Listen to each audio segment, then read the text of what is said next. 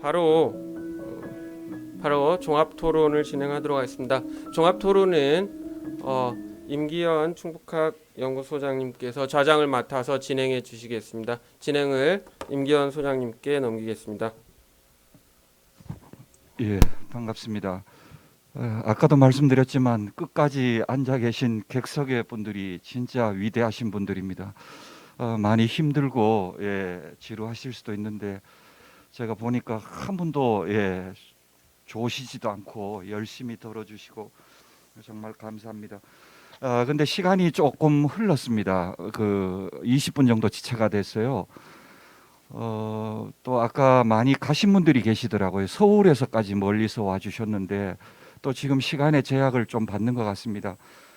오늘 발표하신 분들 다 수고하셨고요. 또 토론하신 분들 협조만 해주신다면 제 생각에는 조금 5분에서 최대한 하여간 토론하시는 분은 10분을 넘지 않으셨으면 좋겠고요. 아마 플로에서 객석에서 아마 궁금해하신 분이 이때까지 기다리시고 참으신 이유 중에 하나는 이것만은 꼭 질문 내가 하고야 말겠다 아마 이런 생각으로 계신 분도 들어 있을 것 같습니다. 그래서 그분들에게 시간을 드리기 위해서 조금 시간을 그렇게 아껴주시면 정말 감사하겠습니다. 그러면 바로 시작을 하겠습니다. 하실 때 좀 제가 아까 중심고울이라고 했나요? 좀 낯선 데서 오신 분들은 각자 알아서 또 잠깐 소개도 해주시면 감사하겠습니다. 그러면 우선 발표 큰 순서로 이혜준 교수님 발표에 대해서 조혁연 교수님이 바로 질의해 주시는 거로 그렇게 하면 되겠습니다. 부탁드립니다.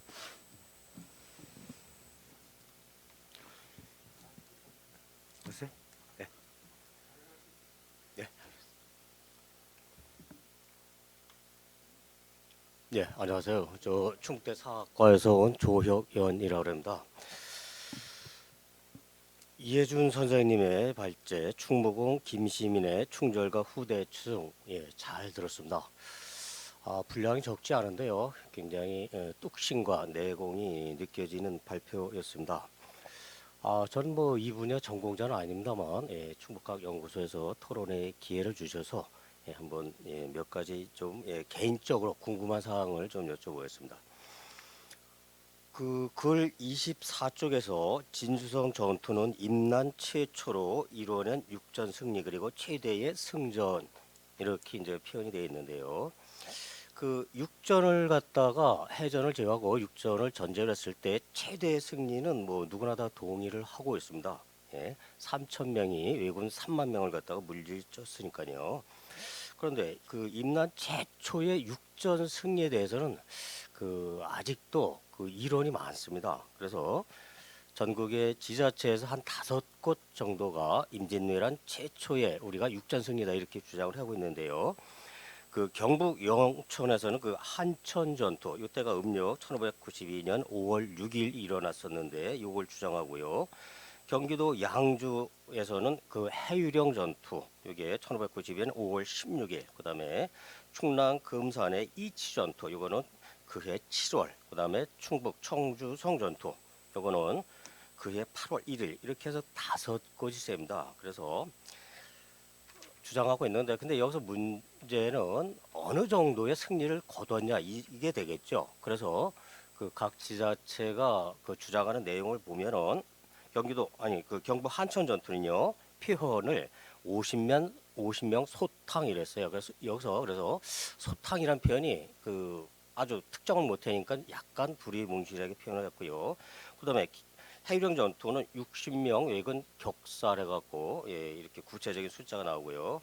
이치 전투는 30명 격살. 격살은 그냥 쳐서 죽였다는 뜻입니다. 공격해서. 그다음에 청수성 전투는 탈환이라는 표현을 써요. 그래서 각종 자료를 보면 당시에 접전이 있었다는 기록이 잘 안 잡혀요. 그냥 진을 쳤는데 다음날 물러났다 이 정도인데 그래서 아무튼 그런데 여기도 최초의 승리다 이렇게 하고 있습니다. 그래서 이번 기회로 육전 최초의 승리에 대해서는 아마 좀 정리를 하는 전공자들이 이런 게 있었으면 좀 좋겠다 이런 생각을 좀 하게 됩니다. 다음은요 이 김시민 장군은 우리나라에서도 유명하지만 일본에서도 그 무용성이 많이 알려졌고 그 일본 전통 연극인 가부키에도 등장하는 인물이 되어 있습니다. 그래서 이 부분은 이제 우리 김시민 장군을 지금 현양하기 위한 측면이 좀 있으니까 같이 좀 넣어줬으면 어떻겠나 이런 생각이 있었는데요. 그 선생님은 글 24쪽에서 자신들이 느낀 치욕입니다. 오자인데 치욕이 매우 커서 도요토미 히데요시는 강화회담이 진행되는 중에도 신만의 대군에게 명하여 반드시 진주성을 함락시킬 것이며 목사 김시민의 목을 베어야 한다라고 특명을 내린 것이나 2차 진주성 전투에서 6만여 명의 성민이 몰살된 것도 일본이 당했던 1차 전투의 치욕과 반감의 결과였다 이렇게 이제 말씀하셨는데요. 이 부분은 다른 사료에서도 거의 같이 나오고 있습니다. 그런데 그 고려대학교 최광 교수님이 그 94년에 문록 경장로 역이라는 책을 낸 게 있어요. 그래서 이분이 지금 이제 연세가 있어서 아마 지금 은퇴하셨을 것 같은데 그 여기를 보면은 1차 진주성 전투에서 김시민의 무용성은 적인 왜군에게도 매우 강렬한 인상을 남겼습니다. 때문에 당시 외계인들은 김신을 갖다가 모쿠소라고 이렇게 불렀고 이때 모쿠소는 진주 목사할 때 목사를 갖다가 일본식으로 발음한 것이 됩니다. 그래서 그런데 그 이런 명성 때문에 그 도요토미 히데요시의 입신 출세를 다룬 문학 작품으로 오제 호안이 쓴 다이고키가 있습니다. 여기에 이제 최초로 일본 서산 문학인데 다이고키에 김시민 장군이 모쿠소라는 캐릭터로 등장을 하게 됩니다. 이렇게 돼갖고 그 김시민 장군의 무용 용감성이 일본 열도에도 알려졌는데 이렇게 되다 보니까 이제 문학 작품에서 이제는 또 가부키라는 일본 전통 연극으로의 등장하게 됩니다. 그래서 이분의 최광 교수가 쓴 것을 보면은요, 모쿠소 캐릭터는 가부키로도 이제 전입이 됩니다. 모쿠소가 처음으로 등장하는 가부키 작품은 지카마츠 몬자 에문이 쓴 혼초산 국비시 이게 이제 1919년 2월 14일 날 초연이 됐습니다. 처음 됐고요. 여기에서 모쿠소 즉 김시민 장군요. 조선에서는 가장 신뢰받는 장군이지만 일본에게서는 비참히 살해당하는 이런 인물로 묘사가 됩니다. 또 하나 작품은 우에노 가후의 히코산 곤게치 가이스노스 게타치라는 이런 경극 연극인데 여기에서는 목수관이라는 걸로 등장을 합니다.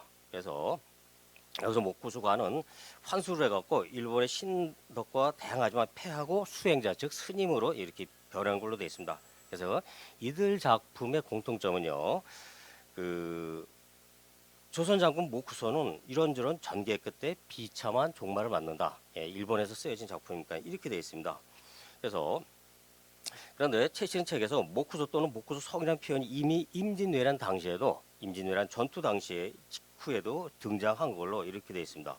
그래서 이것은 그 24쪽에 도요토미 히데요시는 강화회담 진행 중에도 10만 대군에게 명하여 반드시 진주성을 함락시킬 것이며 목사 김신의 목을 배회한다 이렇게 돼 있는데 그 부분과 일치를 합니다. 그런데 시제가 잘 안 맞아요. 이때 내린 명령은 2차 명령이에요. 그런데 지금 그 도요토미는 김시민이 아직 살아 있는 걸로 지금 알고 있습니다. 예. 그래서 이렇게 그 살아 있는 걸로 알고 있는데 그렇게 하다 보니까 2차 전투에 이제 명령을 내렸고 반드시 김시민을 잡아와라 이런 명령을 내요. 그러고 나서 그 2차성 전투는 알다시피 왜군이 대승을 거뒀는데 그때까지도 모쿠스의 목을 그대 손으로 쳐 죽인 것 이렇게 그 김시민이 2차 전투에서 죽는 걸로 이렇게 도요토미는 알고 있었습니다. 그래서 이것은 그 왜군이 1차성 김시민 장군이 이끌었던 1차성 전투에서 얼마나 크게 패했고 그것에 대해서 아주 절치부심, 복수심을 갈고 있었는지 이렇게 알 수가 있습니다. 그래서 그런데 일본이 그 김시민이 1차 전투에서 죽은 것을 알았다라고 한 것은 유성룡이가 쓴 징비록에서 을 보고 김시민이 이미 1차 전투에서 죽었구나 이걸 알게 된다 이렇게 되어 있습니다. 그래서 그 징비록을 갖다가 이제 보면요, 2차성 전투에 그 진주 목사는 서예원이에요. 그 이분인데 아무튼 원문을 한번 그 중간에 보면요, 징비록을 한편으로 진주를 포위하고 진한해 이런 표현이 나와요. 이 진한해는 1차전 전투예요. 진주성. 진한해 패전한 원수를 갚는다고 떠들었다. 원래 임진년에 적변이 진주를 칠 때 목사 김시문이 이를 막아 저당 점령치 못하고 달아났기 때문에 한 말이다. 이런 지 8일 만에 성이 함락되었다. 여기서 얘기하는 함락된 것은 2차전 전투입니다. 함락됐다. 목사 서예원, 판관 선수경, 창의사 김천일, 본도 병사 최경희, 충청 병사 황진 등등 해갖고요. 죽은 자는 관민이 합하여 6만 명에 달았고 우마 괴견까지 남기지 않았으며 적들은 성을 불태우고 참호와 우물을 메우고 나무도 베어 전날의 원한을 풀었다 이렇게 됐는데 여기서 전날은 1차성 바로 김신 장군이 이끌었던 그걸 얘기합니다. 그래서 이게 복수를 했다 이렇게 되어 있습니다. 자, 이렇게 해서요, 제가 선생님한테 여쭐 거는 이 정도로 하고요. 다음에는 약간 이제 주제는 벗어났지만, 그분의 손자와 관련된, 즉, 백곡 김득신과 관련된 걸 좀 말씀드려 보겠습니다. 지금 그 백곡 김득신은 아시다시피 김시민 장군의 이제 손자가 되는데, 그 이분에 대해서는 천안시, 그다음에 증평군이 서로 김득신이 자기 고장에서 태어났다 이렇게 얘기를 해요. 근데 이분의 호가 이제 알다시피 백곡인데 그래서 이 선생님의 글에 보면은 천안시 병천면 백전 그래서 백전 한자고 우리말 지명은 아마 잣밭이었던 것 같은데 백곡하고 잣밭이 같은 지명인지 선생님은 저 천안에서도 조금 연구 활동 하셨다고 그래서 한번 여쭤보고 싶고요. 그렇다면은 독서왕 김득신이 출생지가 과연 증평으로 보시는지 아니면은 증평으로 보시는지 그것도 아울러 좀 개인적으로 궁금해서 선생님 오늘 발표하실 게 여쭤보고 싶습니다. 그다음에 그 김득신의 그 작품은 백곡집에 등장하는 그 시들은 다 조선 후기의 괴산 지역의 풍광, 산수, 괴강을 주변 이쪽을 노래했고 그다음에 당시의 생활상 여기 보면 괴산 지역 보부상이 어떻고 이런 내용도 나와요. 그런데 유감스럽지만 지금 김득신을 갖다가 가져간 곳은 증평입니다. 그죠? 증평에 문학공원도 있고 문학관도 있고 증평 둘레길도 있어요. 그래서 그분의 사실은 작품이 한 95% 이상은 다 괴산을 노래한 거예요. 예? 그러니까 할아버지는 바로 여기 묻혀 있고 충민사는 사당도 있고 그런데 그 손자 때 것은 다 뺏겼어요. 그래서 뭐 선생님이 답할 문제는 아닐 거예요. 그렇지만 한번 선생님은 이 부분에 대해서 어떤 생각을 갖고 계신지 좀 여쭤보고 싶습니다. 예, 감사합니다. 예, 뭐 답하지는 않으셔도 그 답이 또 뭐 핵폭탄이 될지 그건 모르겠습니다. 그러니까 교수님께서 현명하게 대답 잘 해주시기 바랍니다. 예. 네, 짧게 저는 하겠습니다. 왜냐하면 질문이 아주 그냥 깊은 질문이라 잘못 대답하면 또 안 될 것 같아가지고 그 중에서 그 3대 첩을 얘기할 때 이제 그 지금 최초로 한 그 김시민 장군의 진주첩 이걸 갖고 얘기를 하는데 사실은 최초라는 말을 3대 첩을 얘기할 때 날짜로 하는 건 아니거든요. 근데 지금 딴 거 주장하는 사람은 전부 3월이다, 4월이다, 5월이다 그거 갖고 얘기하는 거예요. 대첩은 정말로 어려운 상황에서 커다란 공적을 이룬 대첩이다. 이게 역사적으로 말한 대첩이잖아요. 근데 이걸 날짜 갖고 하는 거예요. 어디 전투는 3월인데 30명이 죽였고 5월인데 그건 최초라는 뜻이거든요. 근데 그 얘기는 안 맞는 것 같아서 저는 제가 역사학적으로 글을 쓰라거나 토론을 한다고 하면 그냥 전격적으로 반대할 것 같아요. 이게 3대 첩은 지금 진두제첩이라고 하면 진두제첩 1차, 2차가 있잖아요. 2차는 진짜 완전히 우리 한국군이 조선군이 거의 전멸한 거잖아요. 근데 1차는 우리가 3천의 군사로 3만을 군사를 마저 이긴 커다란 최초의 승전이니까 그래서 그건 그렇게 갔으면 좋겠고 이 3대 첩을 지은 분이 바로 하담 김시양으로 우리 집안 분이잖아요. 사실은 남들도 얘기하지만 계속 인용하는 게 하담 잡기에 나와 있는 걸 갖고 3대 첩을 얘기를 해요. 그래서 요거는 이렇게 가도 좋을 것 같다 생각이 드는데 이건 하여튼 제 생각이니까 그렇고 하고 두 번째 그 말씀하신 얘기들은 선생님이 이거 딴 사람은 한 번도 얘기를 안 한 걸 건데 자세히 정리하고 선생님도 처음 들었을 것 같은데 제가 답은 못 할 것 같아요. 예를 들면 일본에서 김시미를 어떻게 봐갖고 어떻게 활용하고 어떻게 이용하고 있는가는 얘기인데 이게 꼭 우리가 꼭 얘기할 건 아닌 것 같아서 저는 요거는 그냥 선생님 말씀을 저기 하고 하겠습니다.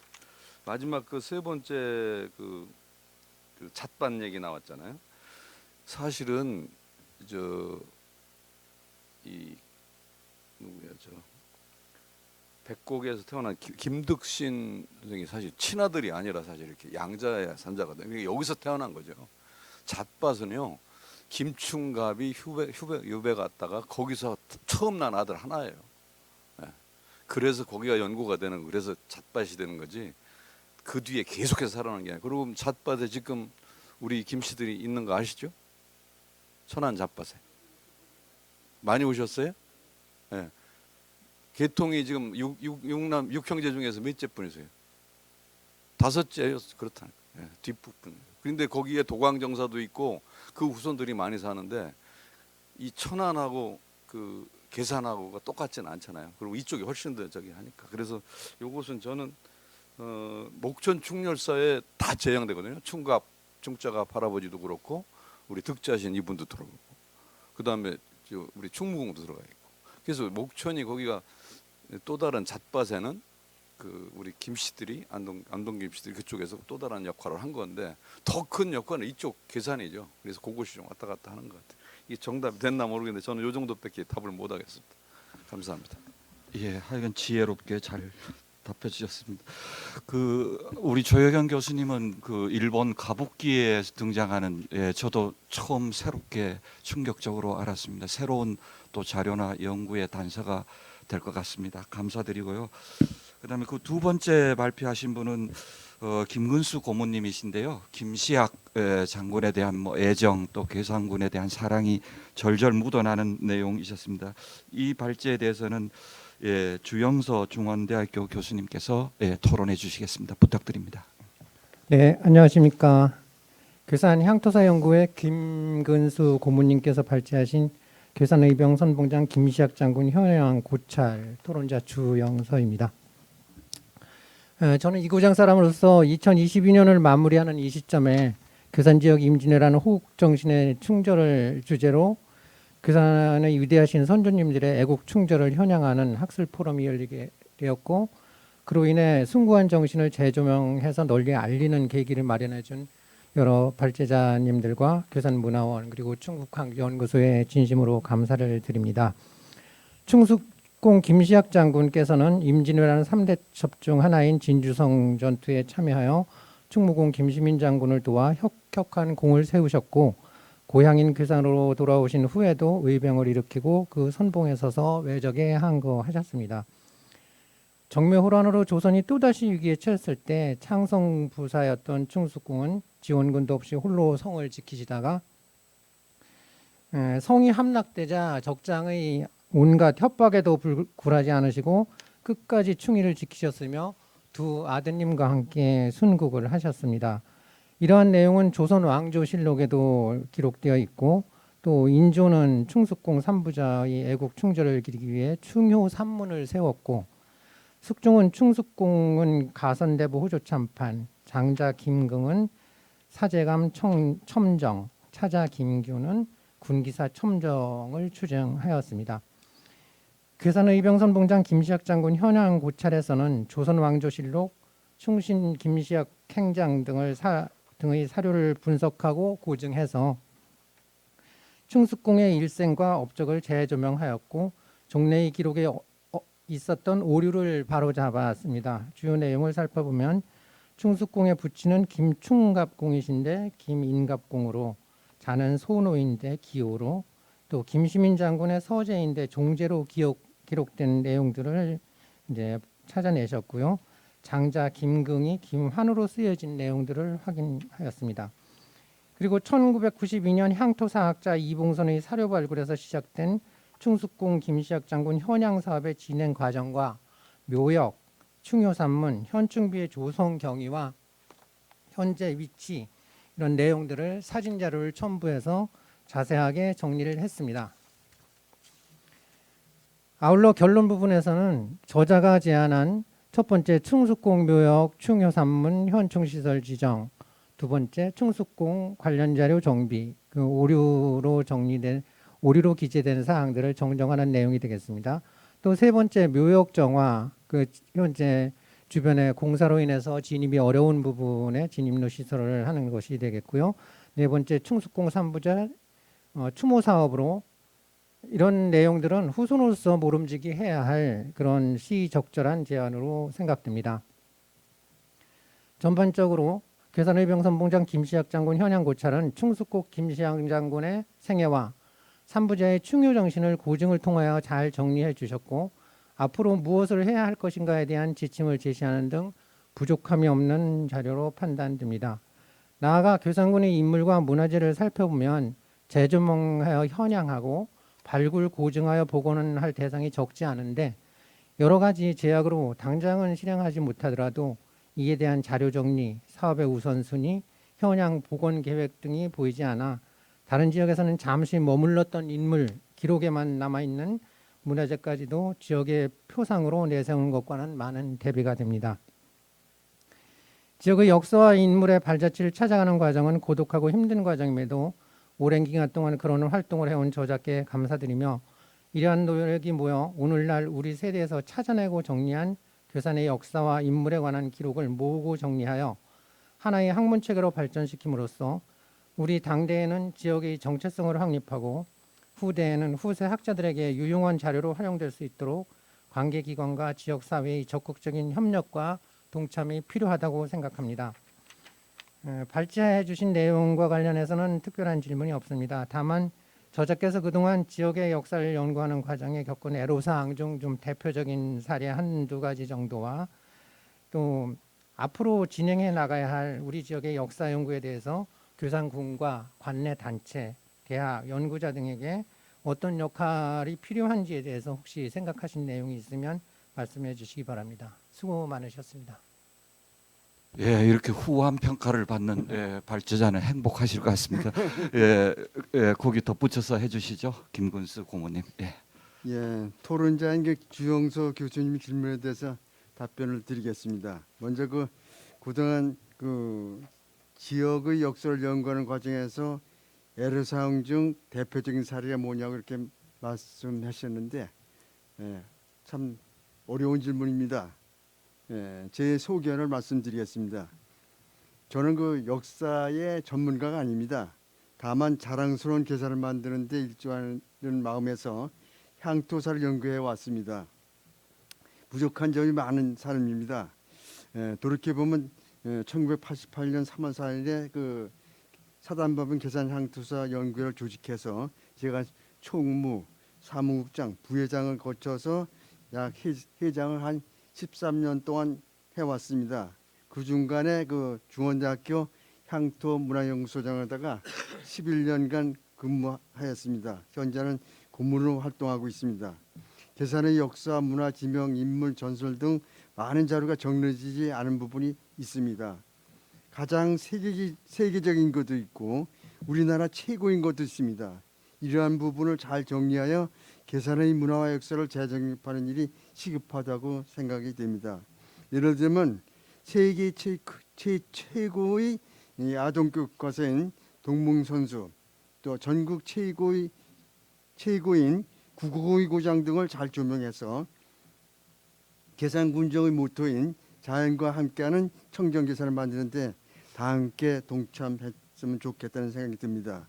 근간 예를 들면 사선 국회의원을 역임하신 중산 안동준 그 자료는 약 한 10만 건이 됩니다. 그 10만 건을 어떻게 정리할 방법이 없어서 제가 마침 국사편찬위원회 사료조사원이 있어서 사료조사 실장을 만나서 협의한 결과 약 한 4년간에 걸쳐서 그 3억 원을 지원받아서 디지털 사업을 지금 실시하고 있습니다. 그런데 이렇게 국가기관에서는 아주 중요하게 얘기하는데 자치단체에서는 별로 그 큰 관심이 없어서 아주 속이 많이 상합니다. 계산군의 관심과 지원이 필요하다 이렇게 말씀을 드립니다. 금년에는 그 계산에 있는 그 문광 면지를 만드는 일에 참여해서 마을을 순회하다 보니까 새마을 사진, 동계 문서 등이 많이 발견되고 있습니다. 그래서 이런 것도 점차적으로 다 정리해야 되겠고, 지금 읍면지가 된 곳이 계산군에는 그 11개 읍면 중에서 6개 읍면이 되어 있고 5개 읍면이 아직 안 되어 있습니다. 조속한 이내 연차적으로 계획 세워서 읍면지가 만들어지면 사료 정리가 잘 되지 않을까 이렇게 희망을 해봅니다.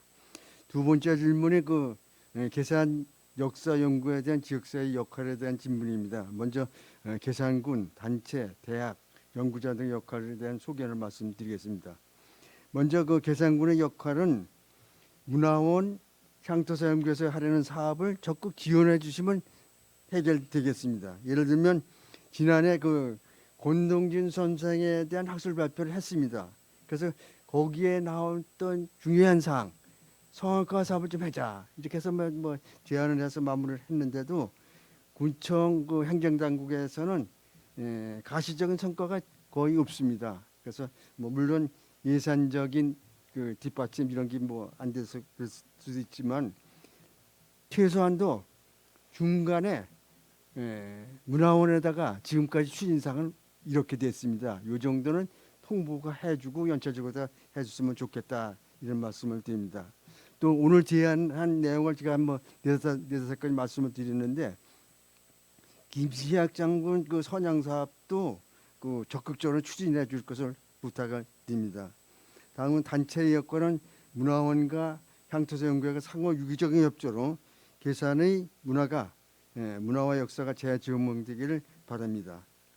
현재 그 장재원 문화원장님께서 주창해서 지난해에 이어서 오늘 그 계산의 인물을 재조명하는 학주대를 가지게 돼서 감사와 그 찬사를 드립니다. 대학 연구자의 역할은 계산에 숨어 있는 자리를 발굴 정리하여 역사와 문화를 재조명하여 새로운 계산을 만드는데 일조가 했으면 좋겠습니다. 끝으로 김시학 장군 현양 사업 추진으로 묘소를 정비하고 충효 산문 현양비를 세우는데 특별한 공로를 하신 이춘우 회장님께 경의를 드리고 그간의 노고에 대해서 감사를 드립니다. 사실은 이런 분이 계산 국민대상 특별공로 대상이라고 생각합니다. 여러분 공감하시면 박수 한번 보내주시기 바랍니다. 감사합니다. 이상으로 그 주영석 교수님의 질의에 대해서 간단하게 답변을 드렸습니다. 감사합니다. 예, 괴산군은 감사합니다. 이따가 예.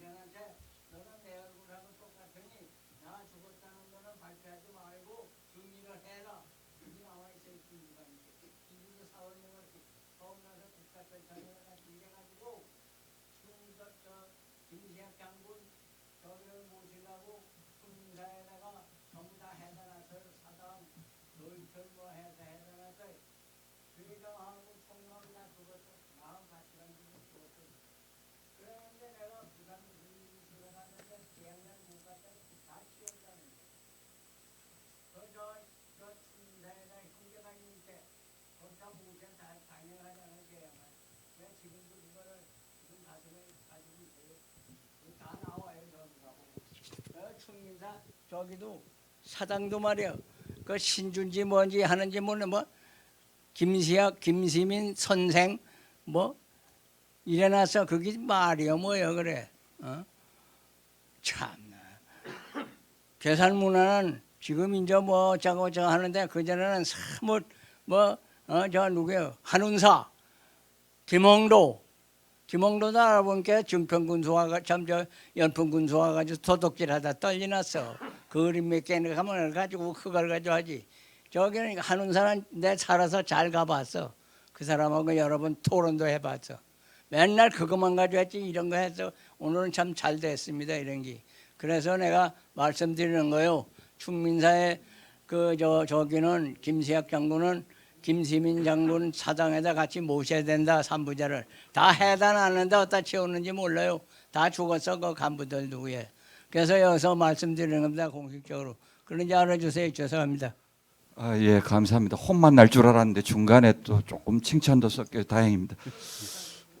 예, 하여간 그 두 번째 우리 저 김근수의 고모님의 답변에 의하면 우리 괴산군이 좀 더 적극적으로 관심을 가지고 지원을 해줘야 되고 또 우리 괴산 지역에는 아직 발굴해야 될 역사 문화 자원들이 많고 그런 계기가 되는 뭐 오늘이 됐으면 하는 그런 바람을 가져봅니다. 그다음 마지막 세 번째 우리가 잘 몰랐던 이광학 장군에 대해서 발표해 주셔서 감사드리고요. 이 발표에 대해서 좀 낯선 단체인 것 같습니다. 우리 그 중심고을연구원에서 오신 이상기 선생님 소개도 잠깐 해주시고 질의해 주시면 감사하겠습니다.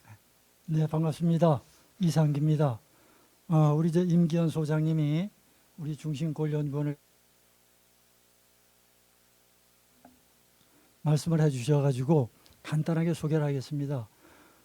중심고을연구원은 충주에 있습니다. 그래서 중심고을은 충주의 다른 이름이에요. 그리고 이제 중심고을연구원에서 하는 사업은 크게 두 가지가 있는데 충주에 팔봉서원이라고 있어요. 팔봉서원. 그래서 팔봉서원에서 문화재청의 국고보정을 받아가지고 팔봉서원 문화재 활용 사업을 진행하고 있어요. 그리고 또 한 가지는 충주 지역이 조선 후기에 통신사들이 지나가는 아주 중요한 지역이에요. 그래서 그 조선 후기의 통신사에 대한 연구를 하고 있는데 충주 지역의 통신사 관련된 인물들이 세 분이 있어요. 동명 김세렴 선생, 그 다음에 박재 선생, 그 다음에 이현 선생. 여기 지금 이제 윤관노 선생님이 와 계신데 이현 선생님은 지금 묘소가 어디 있느냐면은 불정면 지장리에 있어요. 근데 이현 선생은 조선시대 그 통신사 제술관으로 간 사람이에요. 제술관. 제술관은 뭐냐면은 그 일본에 갔을 때 그 기록과 문헌 쪽 또는 제사라든지 이런 그 글 잘 쓰는 사람이 가는 거거든요.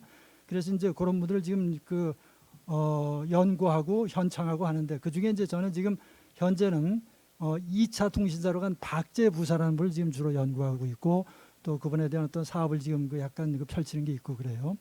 그래서 이제 제가 그 팔봉서원에서 이연경 선생, 또 이자 선생, 또 김세필 선생, 또 노수인 선생을 이제 연구를 하면서 그 이연경 선생과 관련해서 이쪽 그 삼방리에 있는 묘소도 방문하고 또 종손인 이광희 선생과 교류도 하고 그러면서 그 이연경 선생을 많이 이제 연구를 했어요.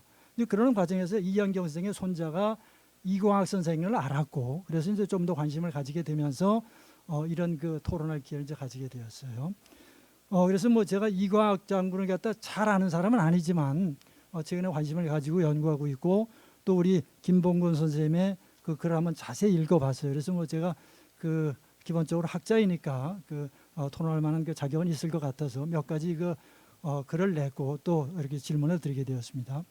우선 이제 기본적으로 이광학 장군을 얘기할 때는 두 가지가 얘기가 돼요. 진주성 전투, 그다음에 전라 병사로서의 활약 이게 얘기가 되는데 사실 이제 그 진주성 전투가 끝난 다음에 이순신 장군하고 관계가 맺어지기 시작해요. 1594년부터.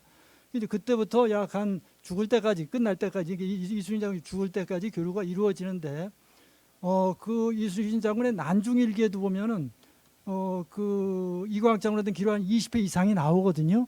그래서 사실 이광학 장군과 이순신 장군의 관계를 잘 연구한다면은 그 내용이 굉장히 풍부할 것 같다는 생각이 들으니까 그러니까 앞에 나온 진주성 전투, 그다음에 전라병사로서 이 싸움 외에 또 하나의 주제가 될 것 같다는 생각이 들어요. 그래서 제 나름대로 생각한 거는 이순신과 함께한 해전 이런 제목으로 해서 틀림없이 연구가 되어야 될 거라고 생각을 하고 또 김봉근 선생님도 그걸 뭐 이미 알고 계시더라고요. 그래서 뭐 연구하려고 하고 이제 생각을 하는데 그게 이제 아주 중요한 그 사안인 거고.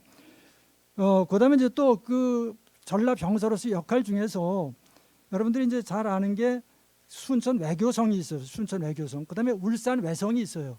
근데 그 두 개가 아주 중요한 외성인데 그게 뭐냐면은 우리 일본에서 우리나라를 침범할 때 첫 번째 2명의 장수를 앞장을 세웠는데 그 중에 하나가 고니시 유키나가 소서행장이라는 사람이고 하나가 가토 기요마사 가등청장이나 다 들어봤죠?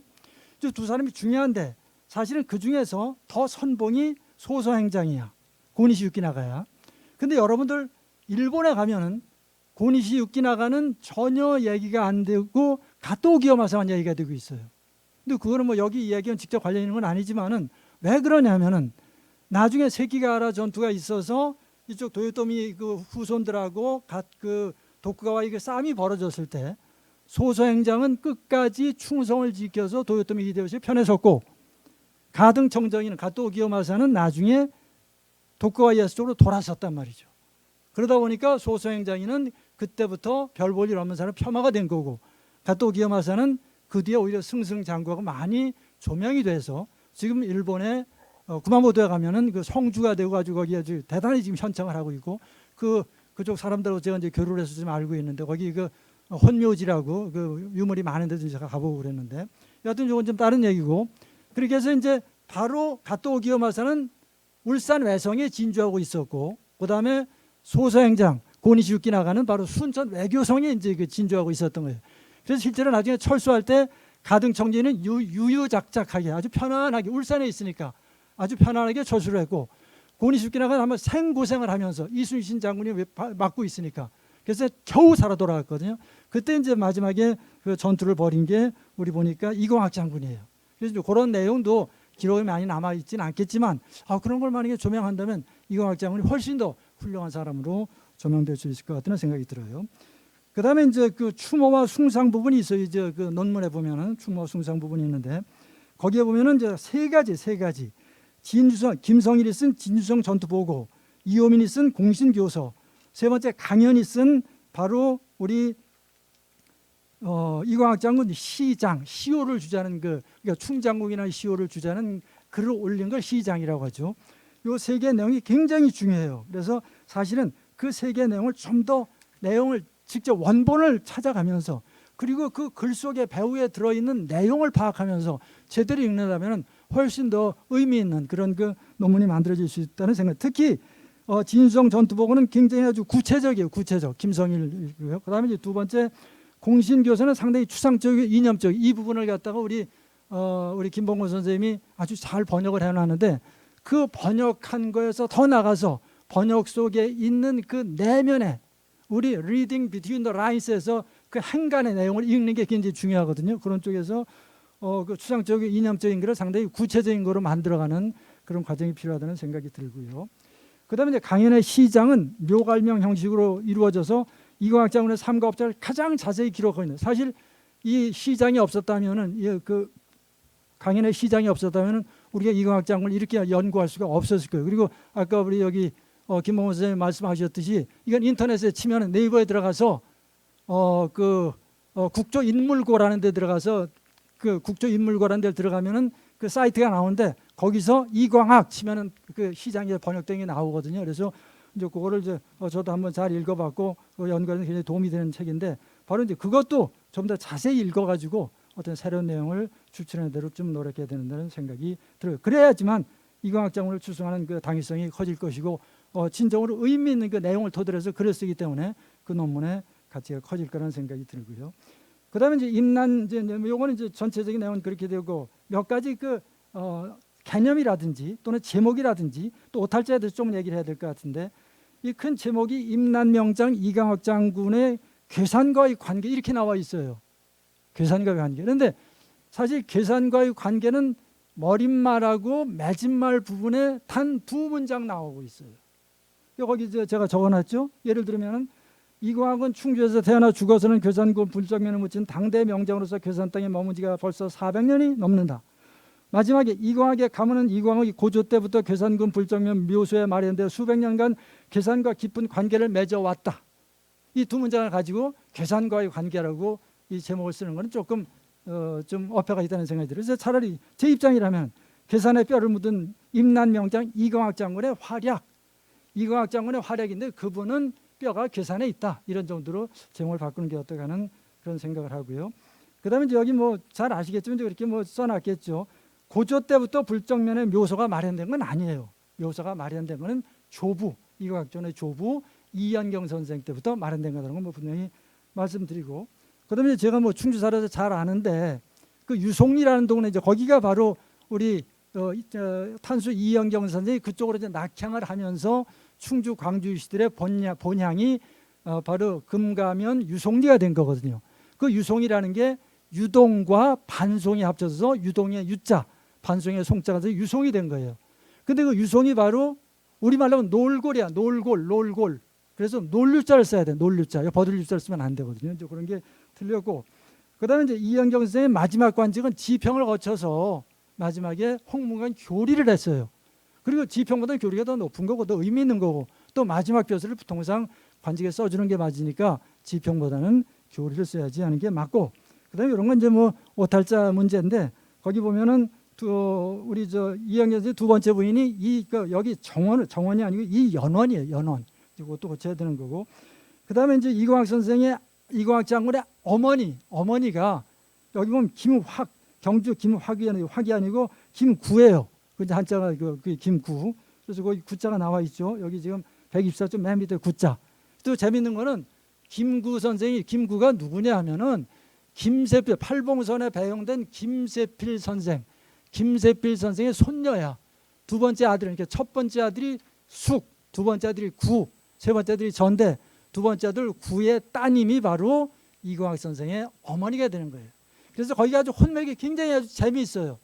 이연경 선생을 중심으로 해서 바로 김세필 선생하고도 사돈이 되는 거고, 또 자기 제자인 그 노수인 선생 동생한테 나중에 또 이 집에 시집을 가고, 그래서 바로 이연경, 김세필, 노수신 이 분들이 아주 사돈 관계, 제자이면서 사위면서 사돈이면서 아주 굉장히 재미있는 복잡한 관계를 얽혀 있는데, 그런 것들이 여기서 지금 이제 확인이 이제 되는 그런 게 있고요.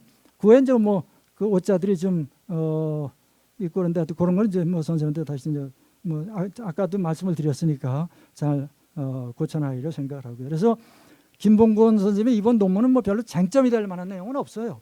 오히려 많은 자료를 발굴해서 이광학 장군에 대한 새로운 사실을 찾아내는 일에 아주 굉장히 많은 역할을 했고, 앞으로도 그런 일이 과제라는 생각이 들었어요. 그래서 이광학 장군의 업적과 활약상을 찾아내 논문을 쓴 김봉곤 선생님께 감사해, 우리 계산구민들은 감사해야 될 것 같고요. 앞으로도 하여튼 우리 이광학 장군에 대한 연구가 좀 더 많이 있어야 될 거라는 생각이 들고, 마지막으로 하나 사적으로 덧붙인다면은, 여기 아까 그 사진에 나와 있듯이 그 공신교서는 문화재로 지정이 돼 있어, 보물이야.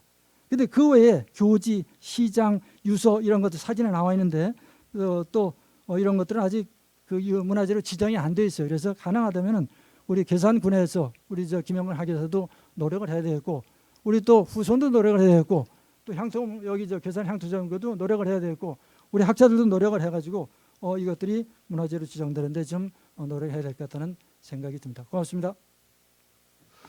예, 뭐 제한성 질문에서부터 막 넘나드시면서 오탈자 지적까지 광범위하게 조언을 많이 주신 것 같습니다. 예, 여기에 대해서 어떻게 답하실지 기대됩니다. 예. 김봉곤 교수님. 뭐 아직 너무 감사드립니다. 제가 이 잘못된 부분은 그 전적으로 제가 그 이해력이 부족하고 그래서 생긴 거고, 이광희 선생님 다 가르쳐 줬는데 내가 제대로 받아들이지를 못해가지고 많은 실수를 한 것 같고, 또 우리 이성기 이 박사님 원장님께서 이 지역의 전문가답게 앞으로 어떻게 연구가 돼야 되고 어떤 부분이 좀 잘못되어 있는가를 꼼꼼히 지적해 주셔가지고 제가 앞으로 글을 쓰는데 많은 도움이 됐습니다. 정말 감사드립니다. 특히 이광학 장군이 임진왜란 때 권양군수를 역임을 하면서 원균이나 이순신 장군하고도 관련이 많고, 또 정유재란 때는 전라병사로서 조명연합군과 연합작전을 수행을 하게 됩니다. 그러면서 조정의 뭐 이덕형이라든가 또 명나라의 장수 이순신 뭐 등등해서 매우 다양한 연구 소재가 있어요. 그래서 이거를 따로 독립된 주제로 해서 깊이 연구할 필요가 있습니다. 그거는 제가 이제 매진말에도 그렇게 써놨는데 향후 계산에서도 그런 거를 추진했으면 좋겠습니다. 그리고 이제 공신교서 그것은 아직까지 좀 시간이 없어가지고 추상적으로 연구를 그냥 번역만 한 것에 불과하고 그래서 실은 제가 이제 괴산과의 관계 이 제목이 처음에 주어질 때 이공학 장군과 괴산과의 관계 이렇게 주어져 있었어요. 그래서 여기가 이제 괴산문화원이니까 어떻게든지 괴산을 좀 찾아내려고 했는데 쉽지가 않았습니다. 그래서 가장 마지막으로는 제목을 바꿨어요.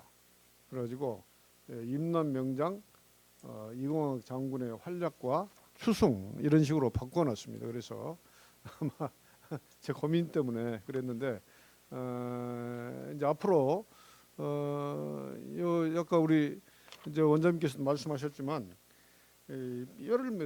뼈를 묻은 이곳 이공학 장군에 대해서 그리고 후손들 이런 부분에 대해 역점을 두라는 그런 이야기를 말씀인 것 같아서 충분히 받아들여야 될 것 같습니다. 그리고 아까 교지 이것과 그것이 갖고 있는 당대의 의미 여기에 대해서 구체적으로 좀 연관을 시켜라. 이건 당연한 말입니다. 앞으로 보완을 하도록 하겠습니다. 시장도 마찬가지고. 근데 특히 시장에서는 이공학 장군이 나이가 50에 이렇게 돌아가시고 그래서 일찍 가셨기 때문에 그분의 충절이 제대로 발휘가 되지 못했다. 이런 부분을 언급하고 있어요. 그래서 그 후손들이 이어갔다는 부분이 나옵니다. 시장에. 다시 이야기하면 그 아들 이근영이 병자호란 때 죽산산성에서 전사를 했고 또 그의 사위 박영신이 이관에 난 때 어디죠? 저쪽 저탄 예성강 북쪽에 있는 그곳을 방어하다가 이괄에 협조를 안 하고 죽음을 당했던 그런 부분들이 언급이 되어 있어요. 그래서 향후 시장에 대해서도 그런 부분도 언급을 좀 더 깊이 해야 될 것 같습니다. 뭐 그밖에 이 묘소 요거는 내가 뭐 잘못 기술을 한 것은 맞습니다. 우리 선생님 말씀이 맞고 이광희 선생님 충분히 가르쳐 줬는데 내가 그걸 잘못 썼어요. 그리고 가게도 뭐 교리라든가 이런 거 또 둘째 분 이것도 뭐 그냥 가볍게 넘어갔는데 고치도록 하겠습니다. 아무튼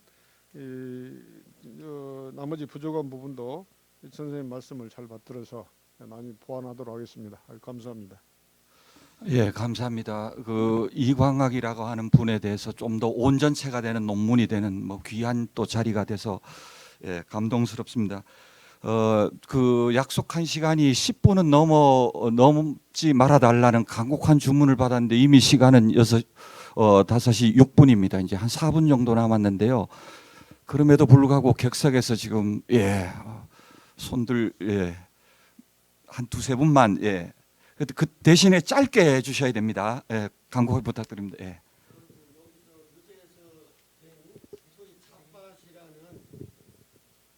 소위 잣밭에 살고 있는 김재삼이라고 합니다. 여기 교과서에 자료에 보면 47조 김시학 장군이 명종 19년 1554년이라고 되어 있고 그 뒷페이지에 이렇게 가계도에 보면 1564년이라고 있어요. 아마 어디가 오타 같은데요. 그거를 말씀드리는 게 아니고 제가 알기로는 저는 이제 잘 모르다가 10년 전에 고향에 와서 자꾸 의문이 나서 특히 이해준 교수님 그 자료도 여러 번 봤습니다. 김시민 장군에 대해서 그랬는데 첫째는 김시학 장군님하고 제가 어릴 때부터 듣기로는 김시민 장군님하고 10살 차이가 난다고 들었어요. 그래서 그 생김새가 김시학 장군님하고 자기하고 비슷하다고 들었습니다. 그래서 굉장히 이뻐했대요. 그래서 김시민 장군이 시학 이제 동생을 데리고 다니면서 하다가 그 진주성 싸움도 같이 참가를 했고, 그리고 저기 김시민 장군이 돌아가시자 동생인 김시학 장군이 그 시신이죠, 시신 유해를 여기 모셔서 이렇게 했다, 그런 소리를 들었는데 그게 사실인지. 그리고 그거 한 가지 질문이고요. 두 번째는 아까 여기 계신 분이 질문하셨는데 뭐 3일을 싸우시고 뭐 기학 장군이 하셨다고 이렇게 말씀하셨잖아요. 저도 어릴 때 들었는데 사실은 역사라는 거는 제가 어릴 때 듣기로는 교수님 얘기대로 전투가 다 끝나고 패잔병 돌아 다니다가 총을 맞고 돌아가셨다, 이 얘기를 굉장히 많이 들었습니다. 어릴 때 그게 정사로 보고 있는데 지금 3일 만에 이렇게 해갖고 했다는 것도 조금 당황스럽고, 그리고 세 번째는 다 아시겠지만 가게가 아까 여기 뒤에 백국이 뭐 백전이니 이렇게 잡밭이 있는데 제가 잡밭에 사는 사람으로서 사실은 충갑 구암공 할아버지가 여기 그 아버지 서갈아버지가 계산분이시고 거기 귀향을 오셨다가 아까 교수님 말씀대로 창평이 씨하고 혼인을 하고, 그러니까 상처를 하신 분이에요. 첫째는 부평궁이라고 계시고 상처를 하고 와서 여기서 김시민 장군을 포함해서 여러 분을 낳고 저희 조상님은 막내입니다. 그래서 그 저기 애갓집 어머님이 나가시지 못하나요. 애갓집을 친정 아버지 어머니를 모시니까. 그래서 저희 할아버지 시진 할아버지는 고향에서 눌러 사셔서 오히려 백전 종중이 부했고 오래 사셔서, 그리고 나가서 할 수 없이 부인을 얻어야 되니까 벼슬을 하고, 그래서 제가 알기로는 시학 장군도 낳고 그렇다고 알고 있습니다. 그래서 그 참고로 질문 드렸습니다. 예.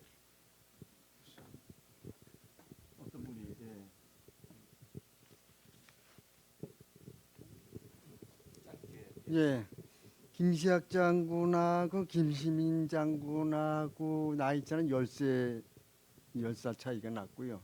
지금 선생님 말씀드린 바와 같이 그 충무공 김시민 장군과 얼굴이 흡사하고 풍채와 골격이 범상치 않았다, 이런 얘기를 지금 요금 써놨는데, 요거는 주로 이제 딴 문서를 읊고 그 행장에 자세히 나온 거를 그 인용해서 써놓은 겁니다.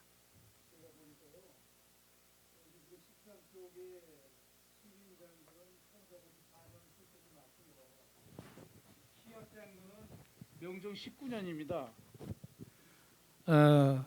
김시민 장군은 1554년 명종 9년으로 돼 있고 김시학 장군은 명종 19년인데 1554년으로 이게 오기가 된 것 같아요. 예. 1564년이라면 맞습니다.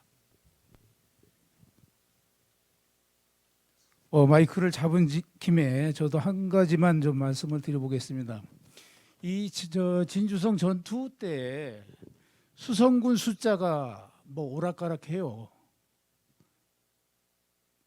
이 문헌마다 좀 틀리고 그 연구하시는 분들마다 좀 그 숫자가 왔다 갔다 해요. 그래서 제가 이제 천안에서 이거 학술 세미나 할 때 한번 참석을 했었는데 그 자료를 제가 가지고 있습니다. 여기에 보면은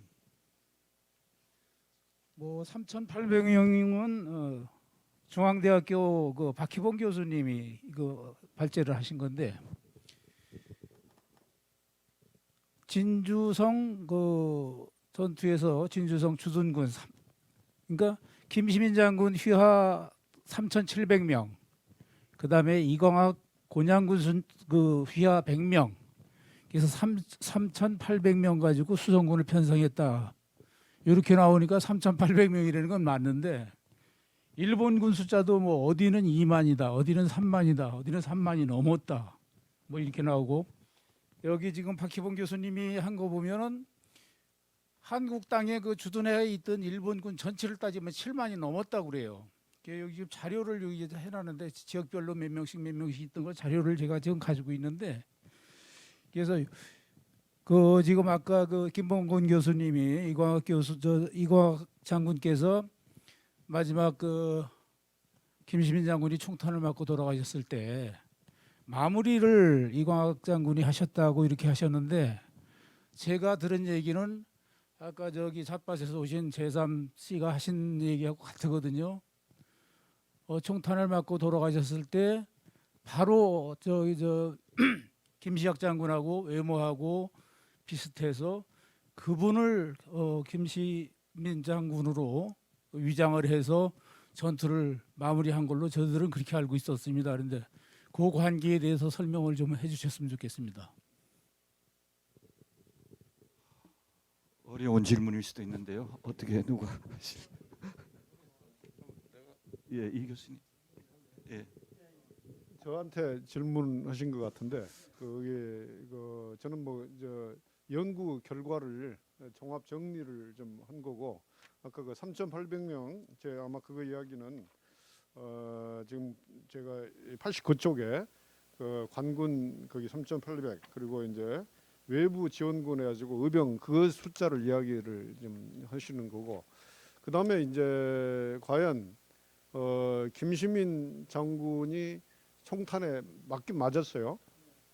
근데 언제 맞았느냐 이게 좀 논란이 된 것 같은데 지금 아까 이해준 교수님도 그 발표하실 때 보니까 바로 그 전날 일본군이 왜군이 물러나기 전날 맞은 걸로 이렇게 발표도 하셨고 10일 날 저도 마찬가지로 그렇게 봤고 그리고 그 당시 이 학봉 김성일 그 경상 우도 감사 이분이 장계에도 김시민 장군이 총탄을 맞고 쓰러지고 이후 그 마무리를 이광학 장군이 하신 걸로 이렇게 보고를 했어요. 그래서 저는 그렇게 보고를 좀 그렇게 해서 그게 맞는 걸로 이렇게 판단해가지고 글을 썼는데 지금 그 일부 다른 또 의견들이 존재하는 것 같은데 이건 뭐 제가 쉽게 대답할 수 없는 문제입니다. 저도 조금 지금 얘기한 중에 돌아가신 중공이 돌아가신 다음에 이틀 하루 더 싸우는 하루. 근데 이제 그거를 참 형님이 돌아가셨는데 그냥 목숨을 걸고 싸워서 승리를 하게 했다 이렇게 설명하는 거하고 진짜 공세한 건 김시학이다 하는 건 달라요. 그건 다르다고요. 그러니까 그걸 갖고 싸우자는 거 가지고 이 군대 숫자도요. 저는 제일 못마땅한 게 진주 대첩이라고 얘기하면서 정확한 당시 기록이 없어요. 다 뒤에 추승하는 기록들이에요. 그래서 이제 약간 왔다 갔다 하는데 일본군 3만 우리 3,800 뭐 하는 거는 흔히 일본군이 2만이나 1만이 아니라 3만이 왔는데 전방으로 온 사람 1만 있었고 뒤에 와서 한 사람 있었고 이렇게 해서 다 합치는 거거든요. 그러니까 그거 가지고 시비할 수는 없는 것 같고 하여튼 그 상황이 엄밀히 보면 지금 제가 여기 쓸 때 1일차, 2일차, 3일차 썼잖아요. 역사학자를 저도 역사학만 한 사람인데 근거 자료 없이 쓰기가 진짜 힘들더라고 이거는. 근데 이걸 소설을 해야지 6.1 전투가 되거든요. 이거는 지금 여태까지 나온 걸 모아가지고 만든 거지 이런 기록이 정확히 나온 게 없어요. 김성일이 몇 마디 했고 누가 몇 마디 했고 뒤에 임진왜란을 기록하면서 쓴 게 있고 그런 정도거든요. 그래서 지금 현재 우리가 얘기하는 거는 이제 예를 들면 김시민과 김시학 두 분 얘기가 나와서 얘기인데 김시민은 김시민대로 김시학은 김시학대로 또 할 수 있는 게 있어야 되는 거니까요. 그렇게 좀 했으면 좋겠습니다. 100% 선생님들 마음에 딱 맞게 못해서 죄송합니다. 예, 하여간 그 유족분들이나 관심 있는 총각분들 모시고 토론하는 건 진짜 어렵습니다. 오늘 발제하신 분, 또 토론하신 분 잘 대답 그래도 해주시고 그래도 서로의 의견이 이렇게 종합이 되고 모아지면 또 한 단계 나은 그 논문이 나오지 않겠습니까? 그래서 같이 협조해 주셔서 감사드리고요. 하여간 오늘 지켜보신 것처럼 남은 과제도 많은 것 같습니다. 워낙 크신 인물이었던 만큼 거기에 대한 자료도 많지 않고요. 그러나 하여간 이 첫걸음을 우리 괴산에서도 뗀 데 의미를 두고 싶습니다. 끝까지 함께 해주셔서 감사합니다. 이것으로 그러면 마치도록 하겠습니다. 오늘 고맙습니다. 고맙습니다.